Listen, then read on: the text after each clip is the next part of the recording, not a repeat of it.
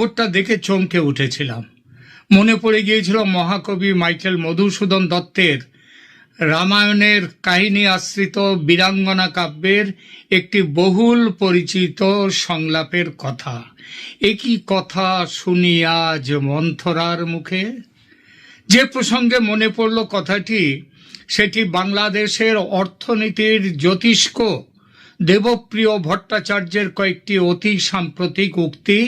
এটাকে উক্তিও বলা যায়, ভোল বদলও বলা যায়। দেবপ্রিয় ভট্টাচার্য গত ৬-৭ ফেব্রুয়ারি তার সেন্টার ফর গভর্নেন্স স্টাডিজ বা সিজিএস এর রিপোর্ট প্রকাশ করেন। শিরোনাম ছিল from commitment to implementation, political inclusion and democratic accountability. এই অনুষ্ঠানে তিনি অন্তর্বর্তী সরকারের সমালোচনা করে বলেন, whatever opportunity there was for reform and justice, their capacity is now at its end. They have run out of steam. অর্থাৎ এখন আর এই সরকার থেকে বড় কোনো রিফর্ম সংস্কার আশা করা অবাস্তব, কারণ এই সরকারের দম ফুরিয়েছে।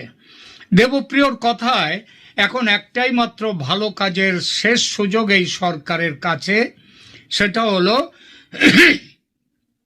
একটি সহিংসতা মুক্ত গ্রহণযোগ্য ভালো নির্বাচন করা। তার কথাটা ছিল এরকম, what they can do now is hold a good election, this is the last chance for the government to do good work. প্রধান উপদেষ্টার কথার সঙ্গে কাজের অমিল দিতে, কাজের যে অমিল এটা বুঝিয়ে দিতে তিনি ছাতার উপমা টানেন।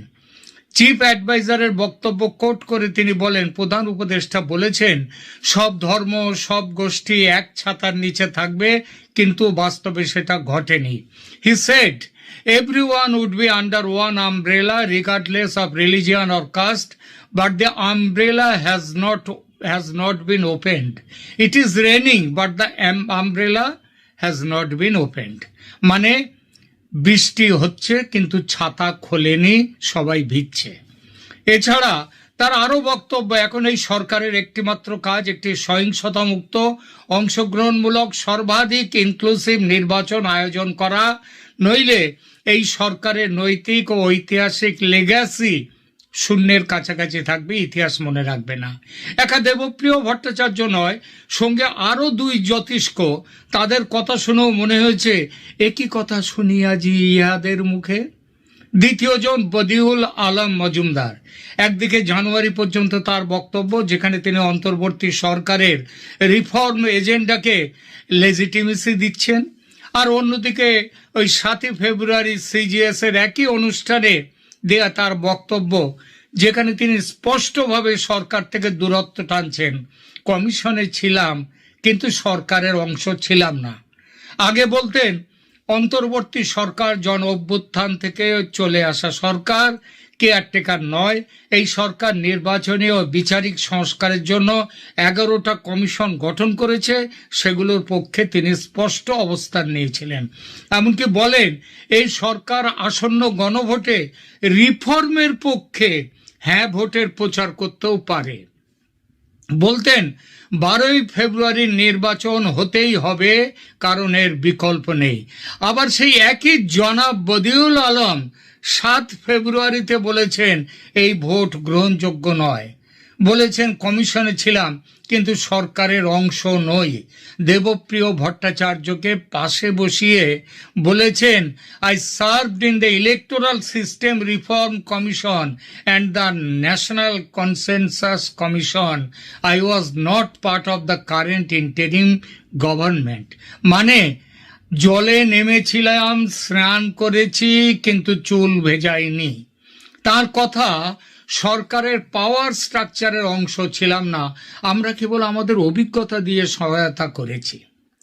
সরকারের সংস্কার কমিশনে তিনি কিভাবে এলেন, এক চমৎকার গল্প ফেঁদেছেন।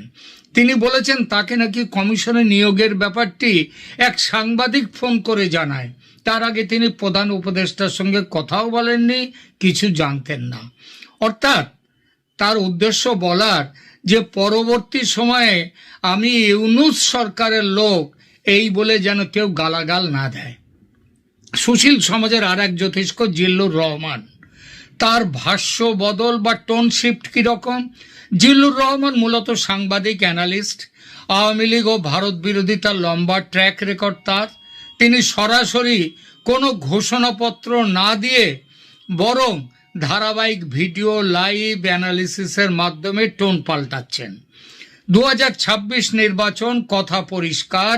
13ই জানুয়ারিতে এই ভিডিওতে তিনি স্পষ্টভাবে নির্বাচন কমিশন ও নির্বাচনী প্রক্রিয়ার সক্ষমতা নিয়ে সন্দেহ প্রকাশ করছেন। তিনি বলেন এই নির্বাচন কমিশনকে তিনি নিরপেক্ষ মনে করেন না এবং ভালো নির্বাচন করার ন্যূনতম দক্ষতা এদের আছে তা তিনি দেখছেন না। আর এক জায়গায় ভোটাধিকার থেকে বঞ্চিত করার সমালোচনায় তিনি বলেন আপনি মানুষকে বিচারের মুখোমুখি করুন, কিন্তু তাদের ভোটাধিকার কেড়ে নিলে এই লড়াইটা আসলে কিসের জন্য হবে এই লড়াইটা?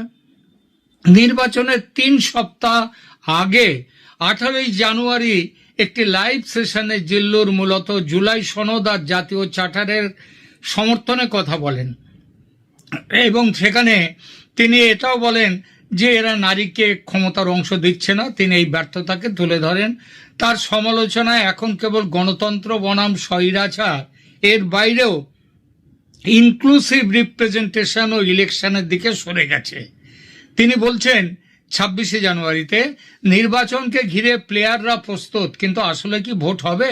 জিল্লুর রহমান আগে কি বলতেন?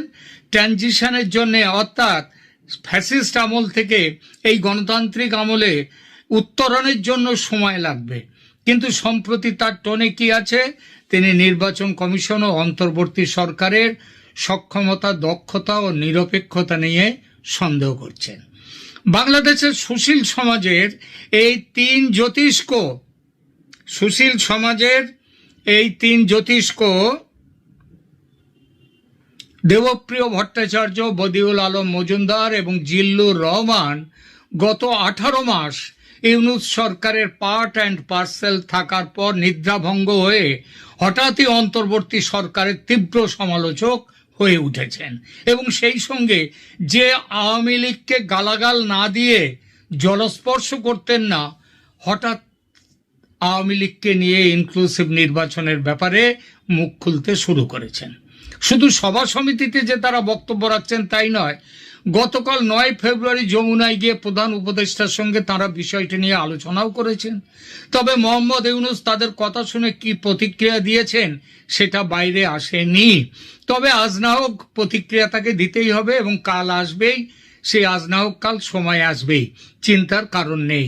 কারণ ওয়াশিংটনের চাপ কতদিন এড়িয়ে যাবেন তিনি তো ওয়াশিংটনের টাকার গোলাম, তিনি এবং এরা সবাই। আর এবার তো শুধু ওয়াশিংটন নয়, চাপ আছে দিল্লির, যৌথ চাপ। কিন্তু আমি অবাক হয়ে যাচ্ছি বাংলাদেশের সুশীল সমাজের এই জ্যোতিষ্কদের ভোল বদলের রকম সকম দেখে। মানুষের চক্ষু লজ্জা বলে তো একটা কথা আছে নাকি? এরা কি সত্যিই সুশীল, নাকি শুধু সিচুয়েশনাল সুশীল? সময় বুঝে সুশীল হন, সময় বুঝে দুঃশীল হন। 3 জ্যোতিষ্কের এই কক্ষপথ পরিবর্তন এবং ওয়াশিংটন দিল্লির গ্যালাক্সির যে মাধ্যাকর্ষণ কিভাবে তাদের ভূমিকা রাতারাতি পাল্টে দিল, সেটা দেখে যেটুকু ভক্তি শ্রদ্ধা ছিল এদের ওপর সেটা একেবারে চলে গেল। বছরের পর বছর এরা নিজেদের পরিচয় দিয়েছেন কি? নিরপেক্ষ নীতি বিশ্লেষক, সুশীল সমাজের কণ্ঠস্বর, গণতন্ত্রের অগ্রদূত ইত্যাদি সুস্বাদু বিশেষণে। কিন্তু গণজীবনের ভাষায় সংক্ষেপে বলা যায় এরা হচ্ছেন বাংলাদেশের premium class talk show package. Prime টাইমে না থাকলে নাকি দেশে গণতন্ত্র থাকে না, আর ব্রেকিং নিউজ শেষ করতে গেলে কমপক্ষে একজনকে তো লাইনেই রাখতে হবে। ইউনূস সরকারের সঙ্গে সুশীল সমাজের হানিমুন পিরিয়ড গত 18 মাস ধরে যে অন্তর্বর্তী সরকার চলছে তার সাথে এই 3 জ্যোতিষ্কের সম্পর্ক ছিল রীতিমতো রোম্যান্টিক, মাখো মাখো মাখো মাখো। Debapriya Bhattacharya white paper, economy reform, SDG শুনলেই বোঝা যেত আবার কোনো কমিটি হচ্ছে এবং এই কমিটির চেয়ারম্যান অবধারিতভাবে হবেন Debapriya. Badiul Alam Majumdar, election reform, good governance, যেখানে নির্বাচনের ছায়া সেখানে তিনি সিভিল অবজারভার হিসেবে হাজির। ইউনূস সরকারের নির্বাচনী সংস্কারের আলাপ এলে ক্যামেরা ঘুরে গিয়ে তার নাম লিখে দিত বদিউল আলম মজুমদার। আর Zillur Rahman, debate, talk show, policy dialogue, অন্তর্বর্তী সরকারের সুনৈতিক স্বপ্ন কথাকে প্রাইম টাইমে প্যাকেজ করে ঘরে ঘরে পৌঁছে দেওয়ার মেন মিডিয়া অ্যাস্ট্রোনেট হয়েছিলেন এই জিল্লুর রহমান। সেই দিনগুলোতে অন্তর্বর্তী সরকার মানেই ছিল রিফর্ম, ট্রানজিশন, নিউ বাংলাদেশ। আর এই তিন জ্যোতিষ্ক ছিলেন সেই আকাশের অফিসিয়াল স্টার। ফলত হঠাৎ এই নিদ্রাভঙ্গ, এই ঘুম কে ভাঙালো, কেন ভাঙলো? বিবেকের দংশন নাকি টাকা কথা বলে? বিবেকের দংশন মানে যেভাবে মিথ্যে কথা বলে নাকি 236 বিলিয়ন ডলার শেখ হাসিনা তার 15 বছরে বিদেশে পাঠিয়েছেন। আচ্ছা, বাংলাদেশের ইকোনমির সাইজ কি এত বড় যে 236 বিলিয়ন ডলার বিদেশে পাঠাতে পারেন শেখ হাসিনা? মিথ্যের তো একটা সীমা থাকা উচিত। তাহলে বিবেকের সেই সব কথার জন্য কি বিবেকের দংশন, নাকি আবার নতুন করে টাকা কথা বলছে? মজার ব্যাপার হলো, প্রায় 1.5 বছরের টেস্ট রান শেষ হওয়ার পর হঠাৎ করে তিনজনের ঘুম একসঙ্গে ভাঙল। এমন ঘুম ভাঙা যে গতকালের পলিসি সাপোর্ট আজকে হয়ে গেছে কঠোর সমালোচনা। এখন তাদের মুখে শোনা যাচ্ছে অন্তর্বর্তী সরকার দায়িত্বের অতিরিক্ত সময় নিচ্ছে, অ্যাকাউন্টেবিলিটি নেই এই সরকারের, গণতন্ত্রের রোডম্যাপ পরিষ্কার নয়, ইনক্লুসিভ ইলেকশন ছাড়া সমাধান নেই ইত্যাদি। ইনক্লুসিভ ইলেকশন ভারত বলে আসছে গত বহুদিন ধরে, ইনক্লুসিভ ইলেকশন গত অন্তত কয়েক মাস ধরে বলে আসছেন। আজকে সারা পৃথিবী বলছে গত কয়েক মাস ধরে, আমেরিকা বলছে। আর এরা এতদিন এদের মুখে কুলু পাঠা ছিল, আজকে এরা মুখ খুলেছেন। প্রশ্ন হচ্ছে, এই 18 মাস ধরে কি তারা মঙ্গল গ্রহে ফিল্ড সার্ভে করছিলেন নাকি বাংলাদেশ ছিলেন? দেশে আইনের শাসন, মানবাধিকার, রাজনৈতিক নিপীড়ন, মবক্রেসি এসব কি হঠাৎ গত এক সপ্তাহে তৈরি হলো, না সমস্যা ছিল আগে থেকে? কিন্তু তখন একে বলা হতো ট্রানজিশনের ন্যাচারাল পেন। এরাই বলতেন স্বাভাবিক প্রসব যন্ত্রণা বা রিফর্মের বার্থ প্যাং, স্টেট রি-ইঞ্জিনিয়ারিং এর ইনিশিয়াল ডিসকমফোর্ট, এগুলো হবেই। এখন সেই একই কষ্টের নাম পাল্টে গেছে। এখন তার নাম দিচ্ছে সরকারের বিপজ্জনক কর্তৃত্ববাদ, deep rooted dysfunction, democratic backsliding, মৌলবাদী উত্থান। একই রোগ, প্রেসক্রিপশন কেবল বদলে গেছে। কারণ ডাক্তার এখন নতুন ফার্মাসিউটিক্যাল কোম্পানির রিপ্রেজেন্টেটিভ, ট্রাম্প এবং মোদির ফোন পেয়েছে। এই নতুন ওয়াশিংটন দিল্লি অ্যালাইনমেন্ট বাংলা